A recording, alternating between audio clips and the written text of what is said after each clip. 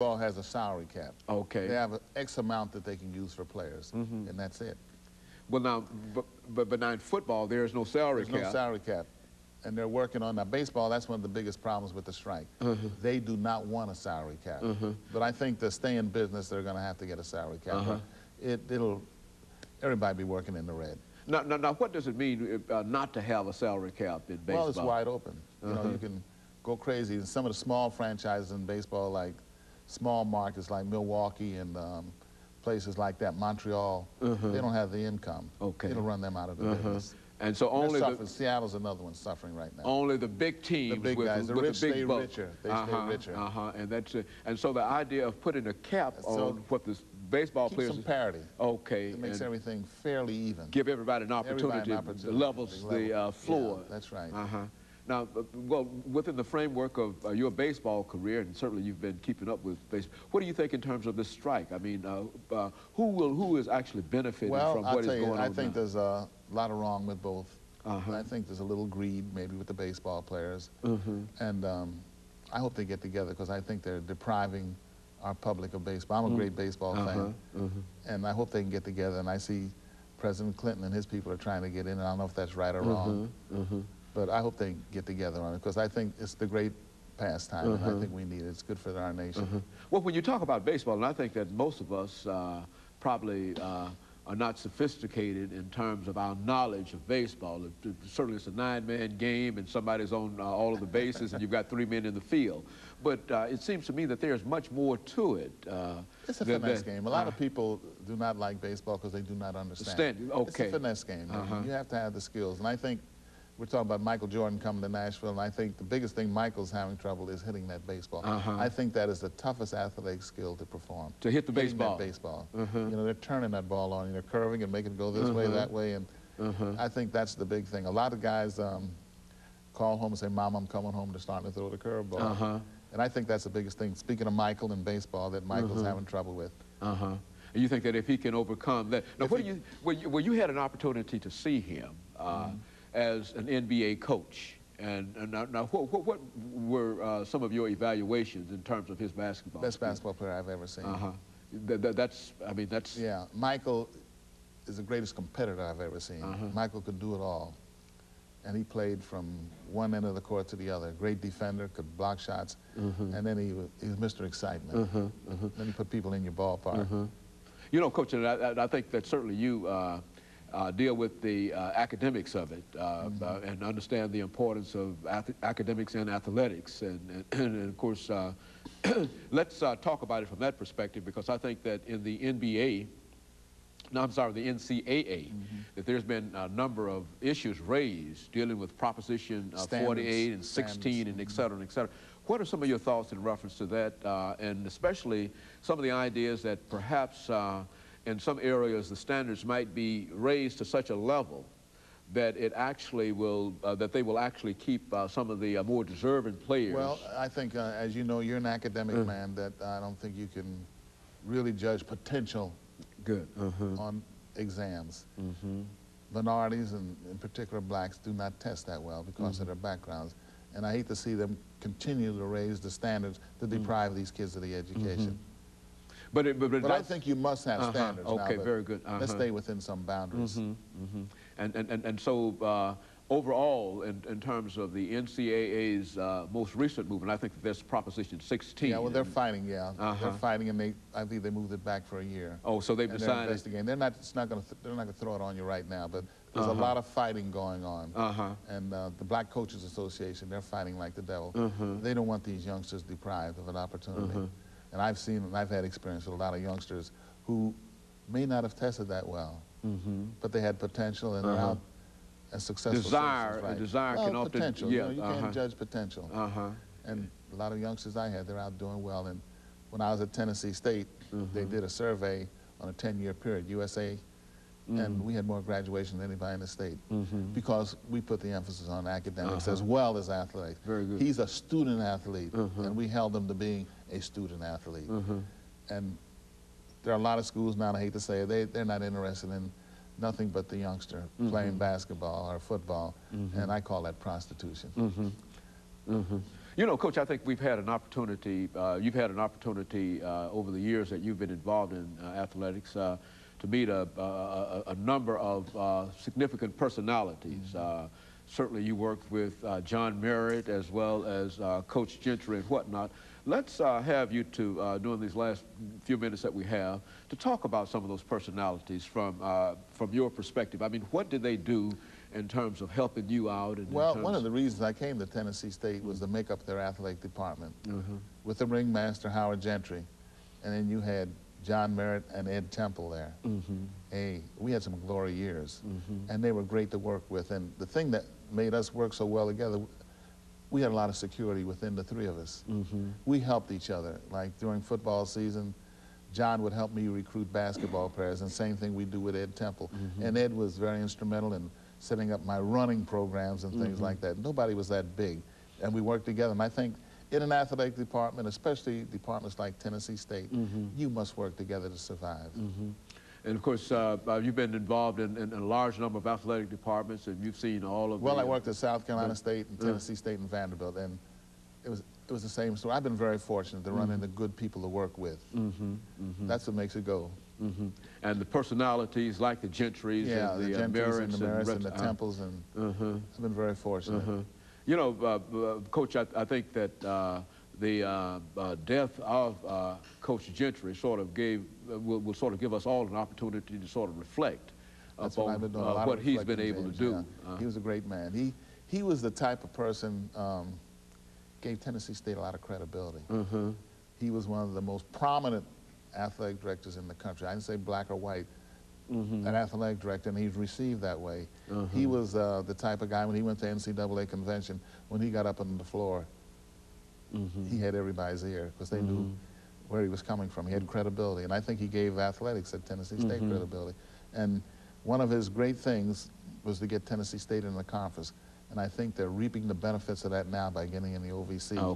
And OVC, I think, is the greatest thing they've ever done. When I was there, when we went Division I, we were independent, and that's like kissing your sister.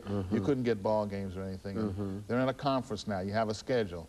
See, in January and February, when I was there in Division I, we couldn't get any games. And OVC, I think, is a great conference, and they have a great commissioner in Dan Beebe. And I think they're reaping a lot of benefits. And so there's been quite a benefit. As a matter of fact, it was Coach Gentry who came out of retirement. That's right, to get him in the OVC. He was a dreamer. He had a lot of dreams. So he had always had an ambition. He always had ambition to get into that. Get to that conference. And got him in a conference, and I think that's where they're surviving. And there's interest. You have a league, and you have a race going on, and there's a lot of interest. See, when we went Division I, in January and February, we couldn't get any games because the other teams were in conference, and they were playing in a conference. And he had that dream, and it's true, and I have a lot of, I think a lot of the OVC, and they have a great commissioner in Dan Beebe. You know, even though you continue to say that when you were in, when you were able to